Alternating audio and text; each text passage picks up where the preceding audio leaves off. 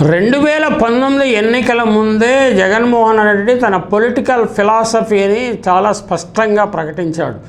తాను బీసీలకు పెద్దపీట వేస్తానని ప్రకటించాడు. దానిని కొనసాగింపుగా అనేక కార్పొరేషన్లు 50కి పైగా కార్పొరేషన్లు ఏర్పాటు చేసి అంతకుముందు క్యాబినెట్ హోదా లేని అనేక పదవులను సృష్టించి బడుగు బలహీన వర్గాలకు ఆయా కులాలకు చెందిన వారికి ప్రాతినిధ్యం కల్పించి వారికి ఒక ఆత్మగౌరవాన్ని ఇవ్వగలిగాడు. అలాగే పల్లెల్లో అమలు చేస్తున్న సంక్షేమ పథకాలు, విద్యా నాడు నేడు పథకాలు, ఇటువంటి పథకాల వల్ల ప్రజలు ఆత్మగౌరవంతో జీవించగలుగుతున్నారు.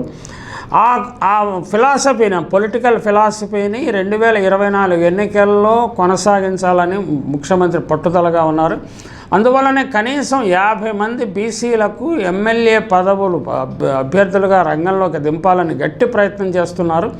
ఆ గట్టి ప్రయత్నానికి సహజంగానే ఇప్పటివరకు పాతుకుపోయిన వర్గాల నుంచి కొంత వ్యతిరేకత వ్యక్తమవుతుంది. అలాగే సిట్టింగ్ ఎమ్మెల్యేలలో కూడా వ్యతిరేకం వ్యక్తమవుతుంది. అయితే ఈ ప్రయోగంలో ఎక్కడైనా చిన్న చిన్న తప్పుటడుగులు వేస్తాడా జగన్మోహన్ రెడ్డిని చూసే పచ్చ మీడియా మ్యాగ్నిఫైయింగ్ గ్లాసెస్లో చూసి ప్రతి దాన్ని కువిమర్శ చేస్తున్నది. ఈ సందర్భంగా మనం ఒక అంశాన్ని గుర్తుంచుకోవాలి. కృష్ణా గోదావరి జిల్లాల్లో 3 కమ్మ ఎంపీలు, అంటే విజయవాడ కేసినేని నాని, అలాగే గుంటూరు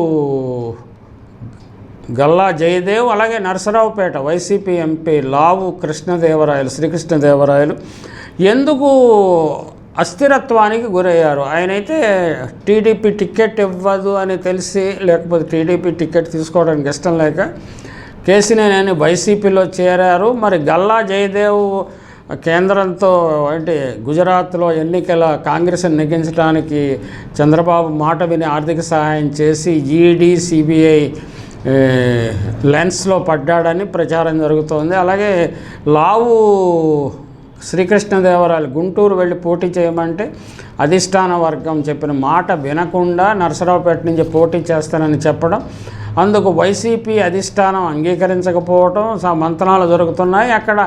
అందువల్లనే అనిల్ కుమార్ యాదవ్, నెల్లూరు అర్బన్, అంటే నారాయణను, ఎడ్యుకేషన్ డాన్ నారాయణను ఓడించిన అనిల్ కుమార్ యాదవ్ను ఎంపీగా దింపుతారన్న ప్రచారం జరుగుతోంది. ఆయన ఎక్కడ పంపిస్తే నేను అక్కడికి వెళ్ళి పోటీ చేస్తాను అని అనిల్ కుమార్ యాదవ్ కూడా చెప్పారు. అయితే నరసరావుపేట నుంచి పార్లమెంటు పరిధిలోని లావు శ్రీకృష్ణదేవరాయలను మార్చడానికి అసలు కారణం ఏమిటనే అంశం మీద కూడా చర్చ. అక్కడ లావుకు వైసీపీ టికెట్ ఇస్తే ఖచ్చితంగా ఎంపీగా గెలుస్తారన్న అభిప్రాయం ఉన్నది. కానీ పార్లమెంటు పరిధిలో ఎమ్మెల్యేకు లావుకు పడే ఓట్లు పడవన్న అభిప్రాయం ఎమ్మెల్యే అభ్యర్థుల్లో బలంగా ఉన్నది. ఎందుకంటే లావుకు మద్దతు ఇచ్చే కమ్మ సామాజిక వర్గం ఎంపీ ఓటు లావుకు వేసి ఎమ్మెల్యే ఓటు మాత్రం టీడీపీకి వేస్తారు. ఇలా టీడీపీ నుంచి బాగా అయితే 25,000 ఓట్లు చేర్చగలడు లావు అని కూడా చెప్తున్నారు. పేట పరిధిలో, నరసరావుపేట పరిధిలోని కమ్మ, కాపు, రెడ్డి, షెడ్యూల్డ్ కులాల జనాభా సమానంగా ఉంటారు దాదాపు అన్ని నియోజకవర్గాల్లో. కానీ ఇక్కడ గెలుపు ఓటములు డిసైడ్ చేసేది బీసీ ఓటింగ్. బీసీలు అత్యధికంగా ఉన్నవారు యాదవులు. జనసేన ప్లస్ టీడీపీ పొత్తులో వస్తే ఖచ్చితంగా మెజారిటీ కమ్మ, కాపు ఓట్లు వైపు, కూటమి వైపు, రెడ్డి, ఎస్సీ, ముస్లిం ఓట్లు వైసీపీకి పడే అవకాశాలు ఉన్నాయని చెప్తున్నారు.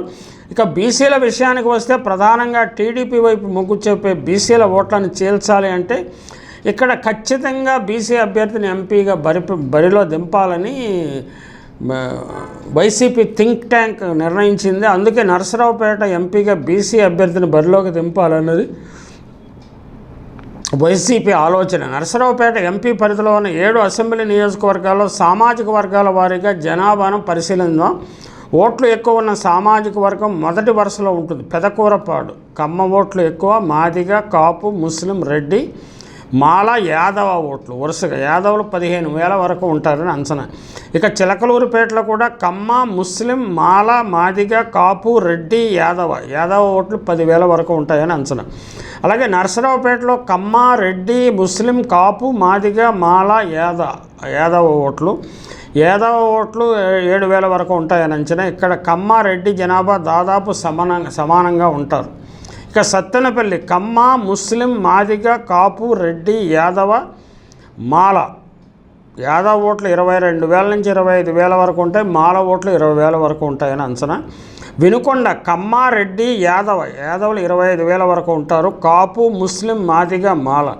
గురజాల రెడ్డి, కమ్మ, ముస్లిం, కాపు, వైశ్య, మాదిగ, మాల, వడ్డెర, ఎస్టీ, యాదవులు 15,000 వరకు ఉంటారు. ఇక మాచర్ల రెడ్డి, ఎక్కువ రెడ్లు ఉంటారు. కమ్మ, యాదవులు 20,000 వరకు ఉంటారు. మాదిగ, వడ్డెర, ముస్లిం, కాపు, వైశ్య 15,000 వరకు ఉన్నారు వైశ్యులు ఇక్కడ. ఈ పార్లమెంటు పరిధిలో బీసీ జనాభా అందరికన్నా ఎక్కువగా ఉన్నారు. బీసీల్లో యాదవ సామాజిక వర్గమే 1,20,000 ఓట్ల వరకు ఉన్నాయి. ఇక్కడ బీసీని అభ్యర్థిగా దించితే ఖచ్చితంగా ఎంపీతో పాటు ఎమ్మెల్యే అభ్యర్థుల మీద కూడా ప్రభావం చూపుతారనేది వైసీపీ థింక్ ట్యాంక్ ఆలోచన. నిజానికి ఇక్కడ మరో అంశాన్ని కూడా మనం ప్రస్తావించాలి. తెలుగుదేశము, జనసేన కలిసినంత మాత్రాన కాపులందరూ కూటమికి ఓటు వేస్తారని భావించటం అనేది ఇది మరీ టూ సింప్లిస్టిక్. ఖచ్చితంగా కాపు వర్గంలో చీలిక ఉంది, కమ్మ వర్గంలో చీలిక ఉంది, రెడ్డి వర్గంలో కూడా చీలిక ఉంటుంది. చీలిక అంటే 10%, 20%, 30% ఆ విధంగా చీలిపోతారు. కాబట్టి వీళ్ళందరూ గంపగొత్తగా ఒకే పార్టీకి ఓటు వేస్తారు అనే ఆలోచన కూడా సరైంది కాదు. కాకపోతే రెడ్డిస్లో ఎక్కువ వైసీపీ వైపు, బీసీల్లో కూడా ఎక్కువ వైసీపీ వైపు, ముస్లింలు ఎక్కువ వైసీపీ వైపు, మళ్ళీ క్రిస్టియన్స్లో ఎక్కువ అటువైపు మొగ్గు చూపడం వల్ల ఖచ్చితంగా ఎన్నికల ఫలితం ఎలా ఉంటుందో ఊహించవచ్చు.